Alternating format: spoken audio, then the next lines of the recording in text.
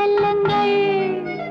சின்ன ராஜாவை ராஜாத்தி கொஞ்ச கொஞ்ச அந்த ராஜாவும் லேசாக அஞ்ச அஞ்ச. சின்ன ராஜாவை ராஜாத்தி கொஞ்ச கொஞ்ச அந்த ராஜாவும் லேசாக அஞ்ச அஞ்ச. அவள் விளையாடும் விளையாட்டை எங்கே சொல்ல சொல்லவோ சுகமான கதை சொல்லவோ. சொல்லும் வேளையில் இன்ப போதையில் சொர்க்கத்தின் பக்கத்தில் செல்லுங்கள்.